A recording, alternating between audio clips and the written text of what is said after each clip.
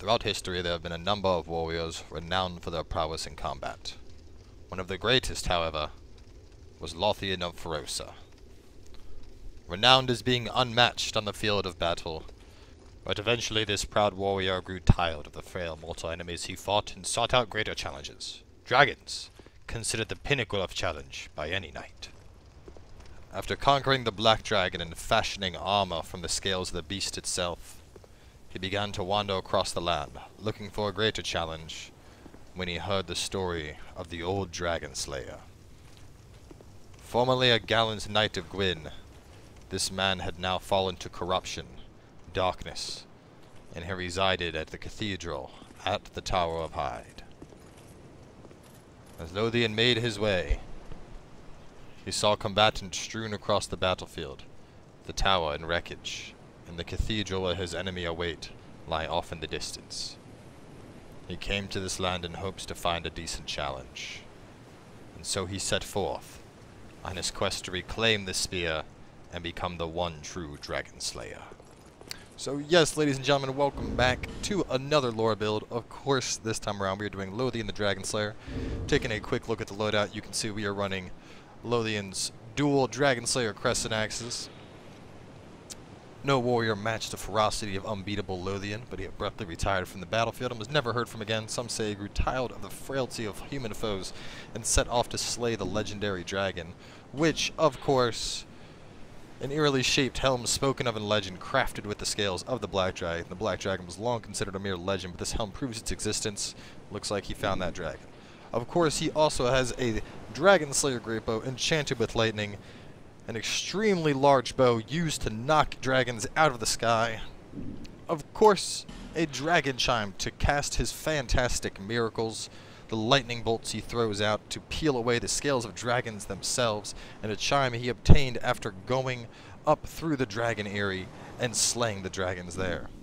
In addition, our proud warrior, of course, goes for Chlorathy for near limitless energy on the battlefield, third dragon ring to increase all of his attributes, the ring of blades he took after defeating the Mad Knight Alkin in combat to further increase the effectiveness of his dual axes, and then of course, being the baller he is, Lothian will switch between the Ring of Giants +2 or the Stone Ring, depending on the enemy. Knowing against the right enemy that reducing his enemy's poise is extremely important, and knowing that against others, increasing his own poise would be more important.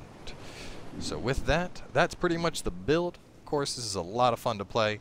We make sure to make proper use of our Dragon Torso Stone for the temporary damage buff it gives us before we lay out the pain. But without further ado, let's continue the journey of Lothian up to kill the old Dragonslayer and reclaim the spear that should be rightfully his. As Lothian approached the tower, he noticed a number of knights off in the distance. The knights, seemingly devoid of thought, devoid of life. He wondered what had happened to these knights. When the first knight struck out, he noticed it had almost a sense of automation in its attacks, as if the knight itself was brainless and dead. What had happened to these knights to put them in the state they were in now, Lothian wondered. As he dodged under the knight's slow attacks, he realized that this was no normal place. He wondered if what had corrupted the old Dragonslayer was also what corrupted these knights. As he rolled past the first knight, letting out a mighty shout from his dragon armor, he began to tank hits from the knight. The knight seemed to have near endless stamina. It did not matter. Lothian swung out and slew the great knight, for he was unmatched when it came to the combat of other people. As another knight stood before him, he withdrew his great bow, knowing that as powerful as the great bow was, if it had the ability to knock dragons out the sky, it would knock this great stone knight straight off the cliff. And thus Lothian drew again and again, unleashing arrow after arrow into the knight as it attempted to shield up. He knew but with one more arrow the knight would be gone, and he loosed it, watching the knight plummet to the depths below. As he continued onward, he noticed more knights off in the distance, and let loose a great arrow, hitting the knight straight between the eyes. He thought to himself, they may not be men, but they are at least more entertaining than the previous quarry I ran up against. As the night approached, Lothian waited for the chance, rolling in and striking with speed, dispatching the knight before it even had a chance to attack him. He came up upon 3 more knights, another great knight, wielding a hammer. Well, he was unmatched in battle.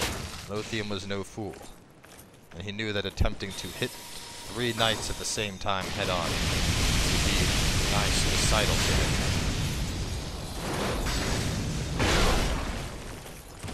As he swung under the knight, he came down with his mighty spear, destroying the beast, throwing out the spear of sunlight itself at the other knight as it attempted to shield up.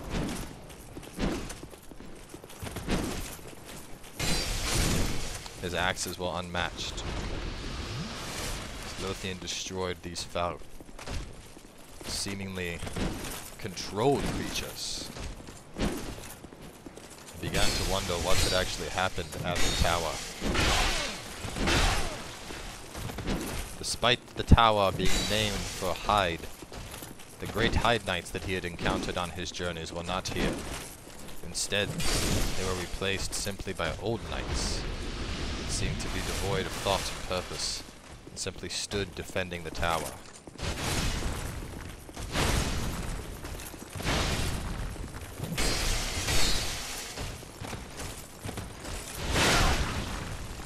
As he took a strong blow from the man wielding the greatsword, I knew he could not afford to make another mistake. With a mighty shout, he buffed himself and went forth, slaying the beast in a single double blow from his great axes. But what was this? He noticed up ahead a red figure. As he shot forth from his great arrow, loosing shot after shot to knock the man on his ass. He thought, is this the best that this tower had to offer? The man, looking to be a knight of some sort, building a halberd and shield, was no match as Lothian simply unleashed arrow after arrow into it, an explosive arrow of fire, to blow the man onto his ass. Lothian chuckled to himself. Was this the best that this tower had to offer? A spear of lightning to the chest, he advanced up.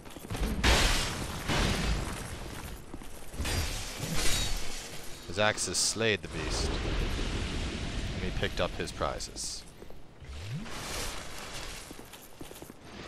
He had come to the Tower of Hyde in hopes of a greater challenge, but so far, nothing of that caliber had been presented to him. Regardless, he continued onward, in hopes that when he made it to the Dragonslayer, he would have a better fight than what he had met on the way up. The speed of his axes, able to drop the old knights before they could even swing their blades. He approached the last knight before the path. Buffing himself, he went forth and put out as much damage as he could, knowing that the buff instilled by the dragon armor he had taken would only last momentarily. Still enough for him to put out an immense amount of damage, slaying the old knight, continuing upward. Up ahead, however, he saw more foul red invaders of sorts. He buffed himself, knowing it to be unwise to go into combat without properly preparing, and put out Blinding Bolt, a grand miracle said to previously have been banned by Gwyn himself for its sheer power. Lothian had acquired it on his travels.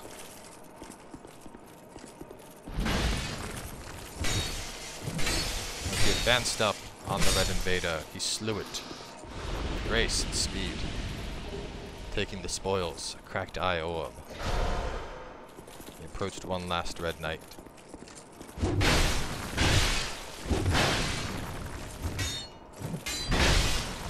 But this red knight was smarter than the rest, it would seem. Lothian retreated back slowly, carefully, knowing that he would need an opening to drink some of the magical dragon orange juice in front of this knight. This knight seemed much more resilient than the rest. Now, in a full chase, Lothian knew he needed to buy time. He could not afford to let the knight hit him again, and he unleashed a great arrow to knock it back. The knight seemingly withdrawing, though. What the knight did not know is this gave Lothian the opportunity to re-up his efforts and begin to throw out great spears of lightning and another blinding bolt. With the knight exposed, he unleashed a grand arrow, knocking it on his ass. Proceeded forth.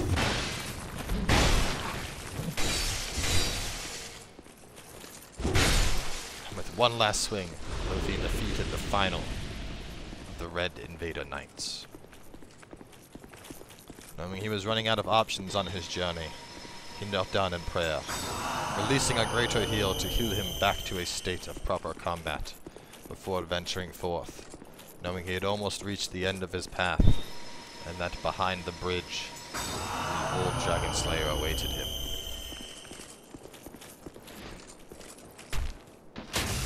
Two more great knights in his way, Lothian mounted his great bow down on the ground and unleashed an arrow deep into the helm of the final Hammer Knight. Another one, straight to the face. The Hammer Knight unfazed by the explosion, tanking the explosions, one after another. As he began to run low on magics, Lothian tossed out the last blinding bolt.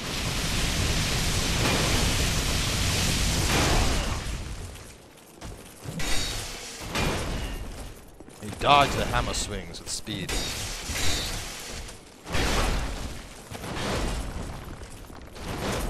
Knowing that one hit would be all it would take to fell him. But it was not enough as he vanquished the final Hammer Knight and advanced up on the final opponent that awaited before he faced off against the old Dragonslayer himself. After buffing himself, he advanced up on the knight.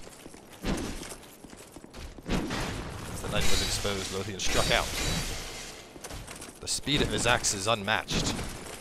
He gracefully rolled through the sword strikes of the knight, laying down the pain.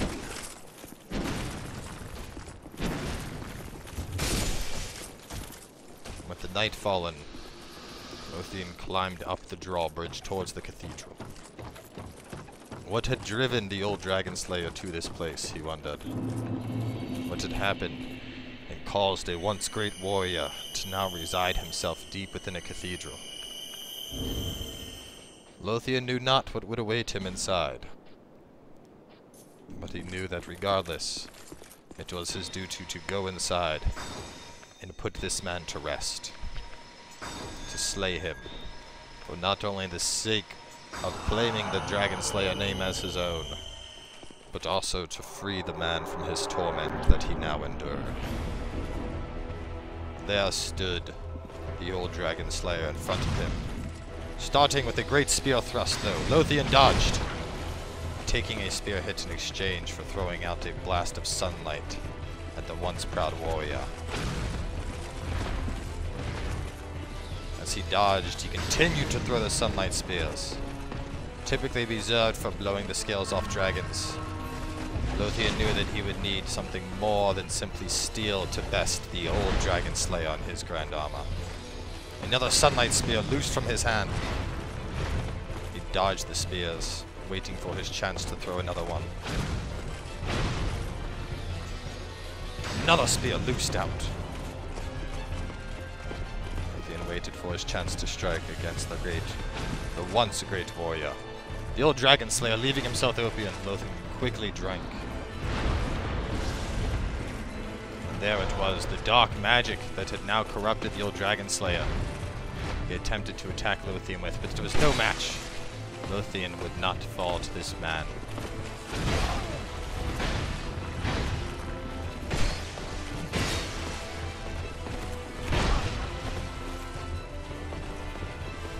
He waited for his opportunity.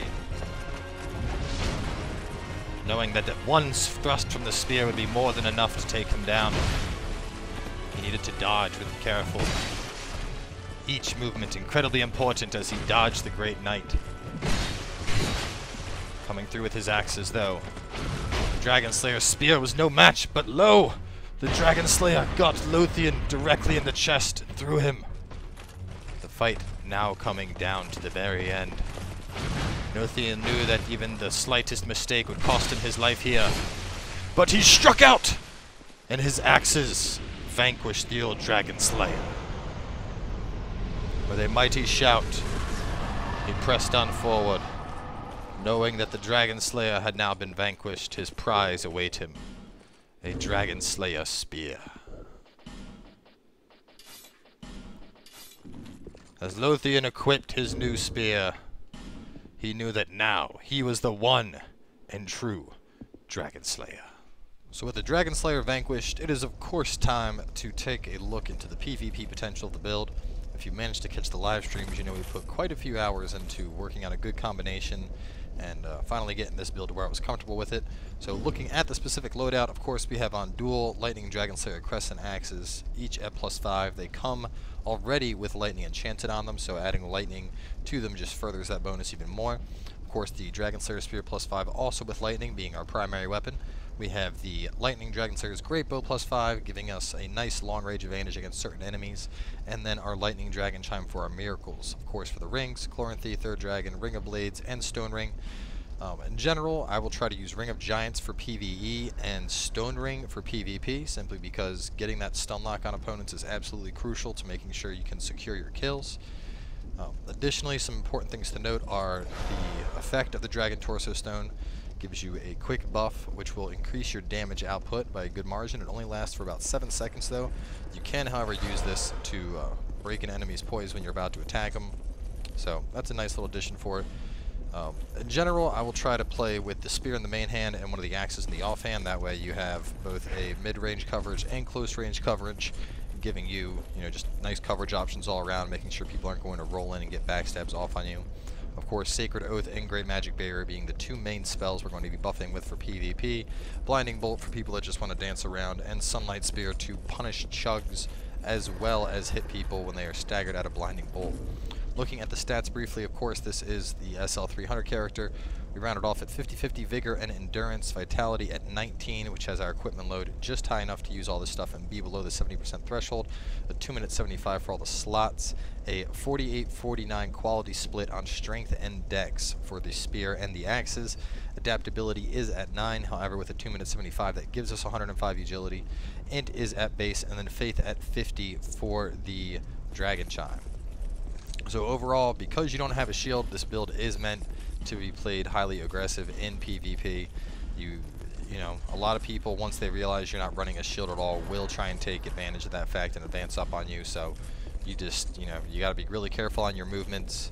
Of course, like I said, some very potent combos with the build are using your bow when people are at long range. Your shield gives you your mid-range coverage, and your axes give you a close range. In general, I'll try to stick with the spear for PvP, as right now it's incredibly powerful. You also have some good horizontal ghost range on it as well. Usually catch people as they're rolling out. So overall, it's a very, very good weapon for PvP as things currently stand. Of course, I'll usually start off my fights with a Blinding Bolt, just to try and loosen people up a little bit. Let Leaper land buff here. Come on, heal up your health. Your health is low. There you go. Alright. So, obviously, Blinding Bolt to get things started.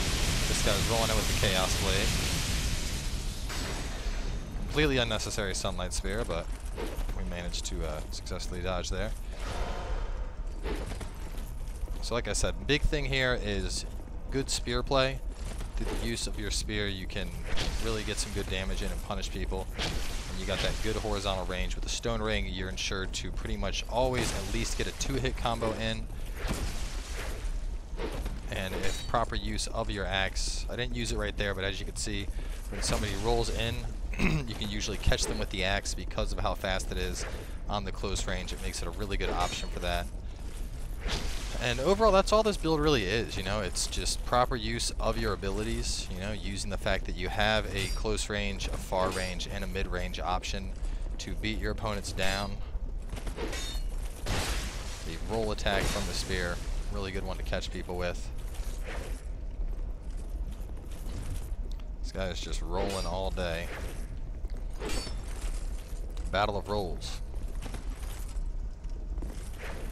Actually, see, he's just getting really rolly here. I might switch up to my great bow. Oh, should have gone for a second axe hit. You can see right there the medium range of the spear really coming through there. You know, the first katana hit was enough to make a connection. The rest, however, were just outclassed by the range of the spear, and that's really how you want to play this build. You know, against anyone that's running a close range weapon like that, like the katanas or, you know, straight swords or whatever the case is, you're better off using your spear to get that, you know, keep that range against them and make sure you can punish them. Additionally, your axes provide a really nice opportunity against slower weapons, so if you find somebody that's using, you know, great swords or great hammers, you can usually get in and really lay down some punishment with those axes. So here we go, this guy's also using a Dragonslayer spear. This will be an interesting matchup. See how things work. Is he all buffed? You're all buffed? Okay. Hello there, fair comrade. So of course, as always, start things off with the blinding bolt, toss it out. That will usually soften people up, even if they're behind the shield. It'll force them to either advance up on you or keep blocking. If they do keep blocking, as you can see right there, we get some good punishment in with the Sunlight Spear. This guy's going to run and try to drink. We're not going to let that shit happen. Chuck a Sunlight Spear right into his head to finish him off. And, I mean, it's hard to land Sunlight Spears because in general, you're going to have to get a stagger hit on somebody, or you're going to have to catch them when they're open like that. But for punishing healing, it is absolutely fantastic because, you know, even with the slow upkeep on spears compared to a lot of weapons, it still is fast enough to absolutely decimate somebody if they're trying to do a greater heal like that guy was, or if they're trying to chug Estus. In general, you can usually get one Sunlight Spear in for about 2 chugs worth of Estus, like in terms of trading, you know, heal to damage, and that's still usually enough to at least completely negate out the Estus chug or kill them outright. So, you know, obviously I haven't used the bow at all yet, or the axes really, but I'm going to try and work those in a little bit here before we go into the PvP montage. Let's try and show a little bit of the bow here. This guy doesn't look to be buffing, so I'll pull out the bow. Always try to catch somebody right when they're coming out of a roll like that, right as the roll is ending. That is the best time to hit them. As you can see, we managed to get both of the bow shots right there.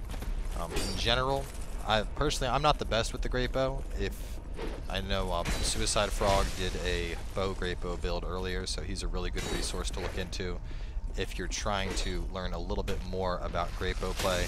But in general, you know, it's great to punish people coming out of the rolls. You know, it has that knockdown effect, which gives you enough time to recover coming out of it. And it just provides, you know, it gives you that extra range coverage. Like I said, you got the close range, the mid range, and the far range. And the axes have a nice rolling follow-up attack similar to that of the Butcher's Knife, just making them absolutely fantastic to hit people as they're running.